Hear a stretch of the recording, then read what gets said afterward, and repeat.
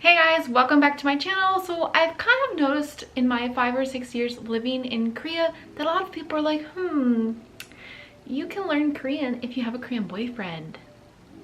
I mean, I don't know exactly where this comes from for starters.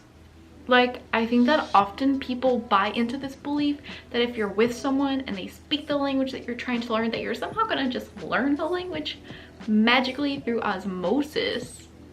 But I think in reality, it's actually really difficult to learn Korean or any language from your partner. So in today's video, I kind of want to talk about why that is and give some advice for those of you out there who might be trying to learn your partner's language, or you might be trying to learn Korean and wondering if getting yourself a boyfriend or a girlfriend is going to help you. So without further ado, let's get to it.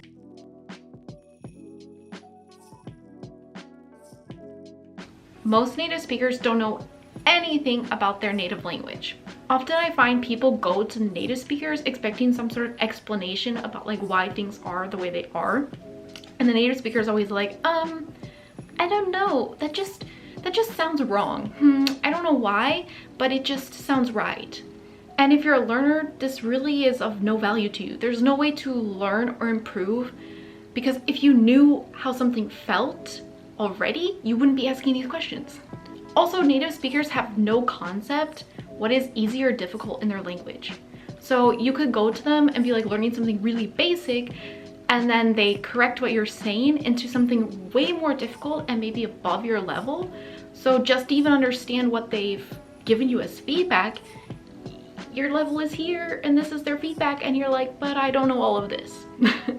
Going to a native speaker and relying on a native speaker to educate you, it can be really discouraging if they're a horrible teacher. I mean, there's plenty of native speakers out there who are teachers and who do teach their native language to non-native speakers, but if your partner is not one of these people, then you're probably gonna get really discouraged and really frustrated and get nowhere.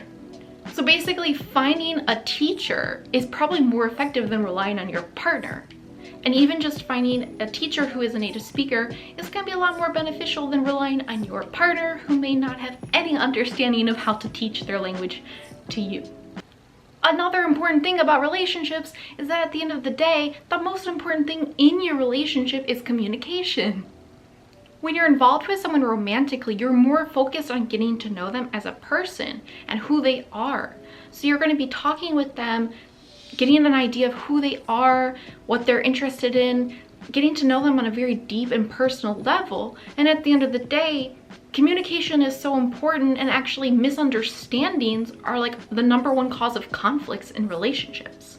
Because the relationship with a romantic partner involves a lot more vulnerability and a lot more connection and closeness than with a friend or a coworker, I find personally that when I'm talking with my partner, I get a lot more frustrated, a lot more quicker when I cannot express myself. There's a degree of acceptance if my coworker doesn't totally understand me, because at the end of the day, they're my coworker. But if my partner can't understand me, then that's a problem. So what I find for myself and for other friends is that what happens is, between you and your partner, if you're native speakers of 2 different languages, you end up speaking the language together that you guys are mutually better at. So I speak Korean fairly well, but my boyfriend is Korean and he speaks English a lot better than I speak Korean. So naturally, most of the time we speak in English because that's the language we can communicate the most deeply in. So yeah, my boyfriend and I, we can speak in Korean sometimes if we want to, but when it comes to communicating and talking about something really important or just really deep and personal, we end up just sticking to English because it's a lot easier to communicate that way. And that's just the reality, because our priority is just being able to communicate with one another. So another reason why it's so difficult to learn a language from your partner is just, at the end of the day, it's too much effort. Your partner isn't a teacher. I mean, most of you, your partner probably isn't a teacher, and their priority is not to teach you English. Their priority is just to have a relationship with you, connect with you, and to constantly have to remember to teach you their language is a lot of unnecessary effort. And while they can encourage you to learn their language and be happy that you want to, at the end of the day, they don't have enough time to spend teaching you every day consistently. So it's just not realistic. Also, sometimes in my perspective, I find that I'm just lazy because yeah, I can practice Korean with my partner, that's great, that's fine, But at the end of the day, when I have something I really want to say to them, something really important to talk about, I end up just using English because it's a lot easier.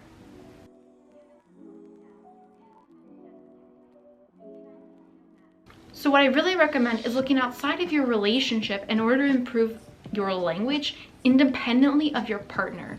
So go take a class, go find a tutor or some self-study resources and just get going by yourself. Yeah, and you can ask your partner to set aside some time and practice the language with them, like, you know, an hour a week or whatever works for you, or just throw the language out there whenever you want to. Like, that's fine too. You can definitely practice with your partner sometimes. So don't go into your relationship expecting them to be your primary teacher. Don't expect them to dumb down communication in order to practice with you. You're gonna have a lot of things that you need to communicate about in your relationship, and you should just stick to whatever language works best to do that. But of course, when you guys are hanging out, having fun, you're not really talking about something serious, that's a good time to practice the language. So whatever works best for you guys can kind of talk about that and get that all sorted out. I don't know.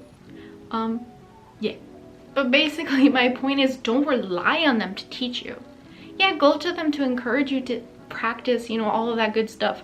But to actually improve in the language and actually take the language seriously, you really need to be doing that outside of the relationship. And of course, you can expect them to be really happy that you're learning their language and to encourage you and be willing to practice with you. But just remember, at the end of the day, this is something you got to do by yourself. Even now that I'm in a relationship, I've had people be like, ah, that's why you know Korean so well. And I've had to be like, no, actually, my boyfriend and I, we mostly speak in English. Almost all of my opportunities to speak in Korean come from outside of my relationship. So what I've learned from my experiences and from my other friends who are in multilingual relationships is that at the end of the day, your language learning journey really just depends on you. It's totally your responsibility. And as much as your partner is there to support you and help you and practice with you, you're not going to improve very strongly with only their help. It's your responsibility to go out and do other things to improve your language. You're not going to learn your partner's language through osmosis. It doesn't happen. But what do you guys think? Do you think it's possible to learn a language or get better at a language solely from your partner? Let me know down in the comment section. Thanks for watching, guys. I really hope that you found this video helpful. And if you guys have any other questions about languages, dating, or whatever, because I have no life and lots of time to read, feel free to ask them down in the comment section, and I will see you next time. Bye!